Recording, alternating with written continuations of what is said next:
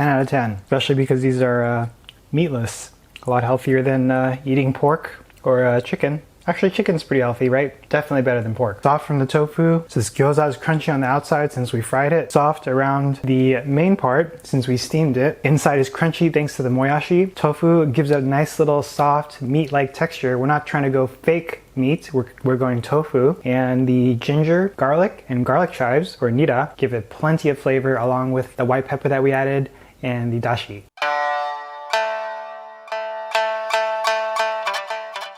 Hey, what's going on guys? Pat here at All Day I Eat Like a Shark, where I share my Japanese cooking videos once a week. If you are new here, consider subscribing for more Japanese cooking videos like this one.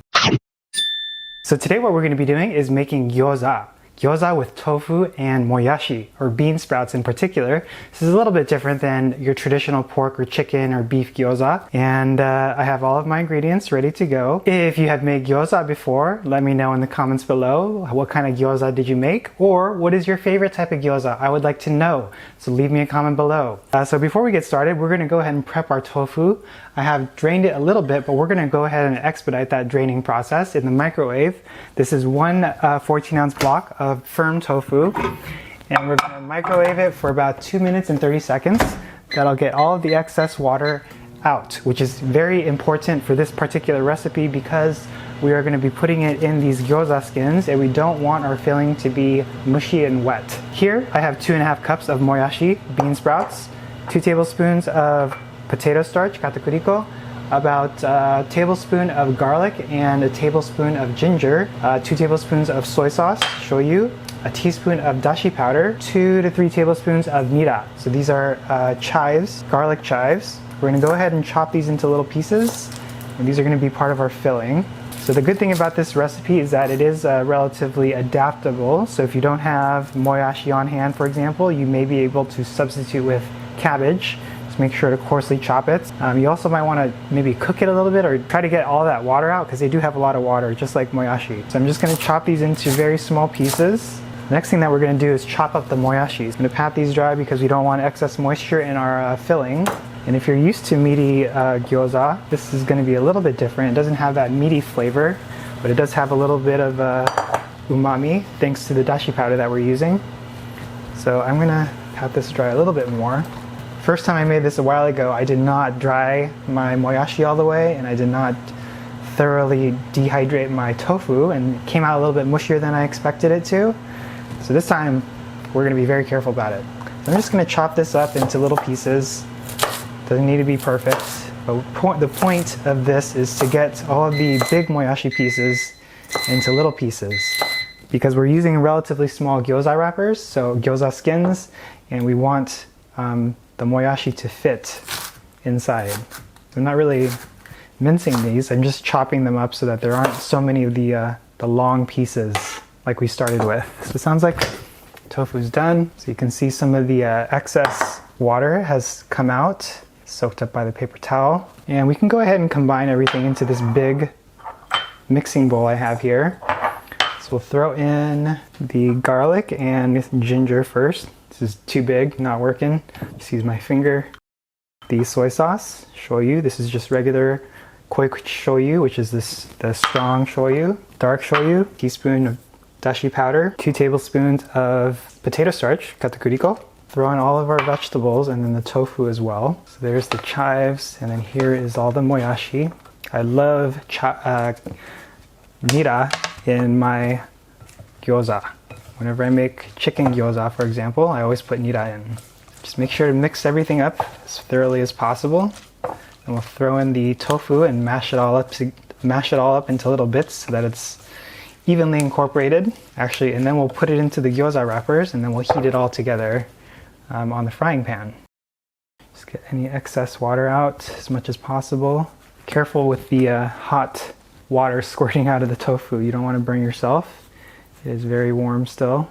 You want to get a little bowl or a dipping bowl for your fingers when you're making the wrappers. I'm not really an expert in making gyoza, but Emmy is a little bit better than me, my girlfriend, but she's not here today. Or she's here, she just didn't want to help. Thanks for nothing. Just kidding. She didn't want to help today, so I'm all on my own. Poor Patrick. And this is firm tofu, by the way. You want that bite. You could probably use extra firm tofu if you really wanted that firm texture. All right, so let's throw this in there, mash it all up. So you can see it comes together pretty quickly. You just have to put a little bit of pressure and the tofu will break apart. It smells just like it's gonna taste. If you like chives, garlic, and ginger, you're gonna love this. I'm just making sure all these larger pieces of tofu are gonna be relatively small, so about less than 1/4 inch big. Unless you like big chunks in your gyoza, then I guess you can leave them that large. It's totally up to you. So the last thing that we're gonna do is we're gonna season this with a little bit of white pepper. You can also use black pepper if that's what you prefer. Ooh, don't make sure not to inhale. I'll make you sneeze. I almost sneezed right there. Now we're gonna go and put this into little wrappers. All right, so here are my wrappers. This is my plate, and then this is my water for dipping my fingers. So basically, we're gonna put on one little wrapper, put on the filling, just about, I don't know, 2 to 3 teaspoons worth. And then dip your finger in the water, put the water on one side, and then close it, and then seal it where you put the water. And then the water will help the dough to stick together, which is what we want. Sometimes there's a little bit of flour and it won't stick, so just add a little bit more water and then you should be good. So there's one. Gyoza is one of my favorite things to eat. I have been meaning to go to Gyoza World. So I think it's in Utsunomiya, which is a little bit north of Tokyo, where they have tons and tons of gyoza shops where all they serve is gyoza. Maybe some ramen too, or just gyoza and rice. So there's 2. So as you can see, this is a pretty labor-intensive process, but in my opinion, it's definitely worth it. Homemade gyoza tastes so much better than frozen gyoza. Whenever I go to restaurants, I always make sure to ask, is this homemade? Did you make it here, or is it frozen? If it's frozen, I'm not gonna order it. How about you? So you wanna make sure that your gyoza pockets are sealed, because if you don't, they will break open while you're cooking or while you're rotating them, which you do not want.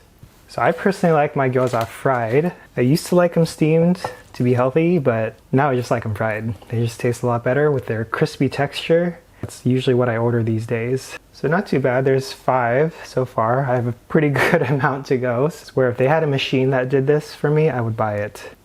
That'd be so awesome. So if you do decide to freeze these, you can. Just make sure to put a little bit of flour around them, because if you don't do that, your skins are gonna stick together. Ideally, you would section them into individual areas, 1 per piece, which is how good frozen gyoza comes from Japan. It comes in a tray where each of the little pieces are individually separated so that they don't stick together. So the more of these that you do, the better that you'll get, the quicker that you'll get, especially if you don't really care about the look. If you want to make it have that little zigzag look, that'll take a little bit longer. So pro tip, when you're making gyoza, keep your palm dry, the palm that you're putting the gyoza in, and just keep your index finger wet. Otherwise your gyoza wrappers are going to stick to your hand. And be very liberal with the amount of water that you use to seal, because if you don't put enough, the wrapper is going to come undone. Alright guys, so we are in the home stretch here. We only have a few more to go. And I'm going to make these a little bit nicer than I have the other ones. I'll show you how you're supposed to fold them. So there's 1, 2, 3, 4, 5, 6. So there's a little bit of a fold, so it looks more like a traditional gyoza. So all you have to do is just push the outside until it layers up on itself. So not too bad. I don't really think it has much of an effect on flavor. It's more so for presentation. And I agree, it does look nicer. And if you're not going to use these right away, make sure that you do not stack them like I have, because they will turn moist and start sticking together, especially because of the filling that we're using. I used to always stuff my gyoza as much as possible, but I found that I really like the wrapper when it's fried. So I don't stuff them anymore. I just put a small amount. And if you have leftover wrappers, just save them for next time. You can freeze them, or you can fry them up individually and make wonton skin croutons if you want to put them on a salad. Alright guys, so I have my cast iron here preheating. I'm gonna throw on some olive oil, put it in about 1/4 inch of a layer, throw on, I don't know, about half of these, and then we're gonna cover it with a lid. So I'm gonna let these cook and brown a little bit on the bottom, and then we're gonna throw in about 2 to 3 tablespoons of water. You wanna be careful when you do that because it's gonna splatter all over the place because of the oil. See? Even just a little bit's gonna do that. So as soon as you do, you wanna put the cover right on so it doesn't splatter everywhere. So ready? We're gonna go ahead and do it right now. 1, 2, 3. Okay, so we'll let this cook for about a minute. All right, so let's check the bottom. It looks like these are nicely browned. So I need to just use a spatula here. So I like to have my gyoza with soy sauce, a little bit of shoyu, a little bit of layu, which is chili oil, regular rice vinegar. I'll give you a nice sauce. Go ahead and get one of these little crunchy babies. There's that nice crust right there.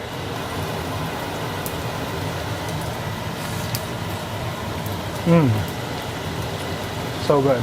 All right guys, so here is my tofu gyoza with moyashi, nira, garlic chives, garlic, and ginger. Pretty big batch here. This will last me for a couple meals, potentially, maybe 3, depending on how hungry I am. Pretty easy recipe to put together. Hopefully you guys will give this a chance. Let me know if you do. So if you want your gyoza completely crispy, just pan fry them.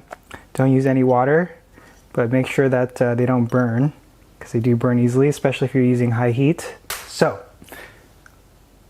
this is a delicious gyoza recipe. If you're trying to avoid meat, trying to eat more tofu, give it a shot. Check out my tofu cookbook if you haven't already. Link is in the description below. Let me know in the comments below if you've made gyoza before, if you plan to make this gyoza recipe in particular with tofu. Other than that, that'll be it for today, and I will see you next time. So, see ya.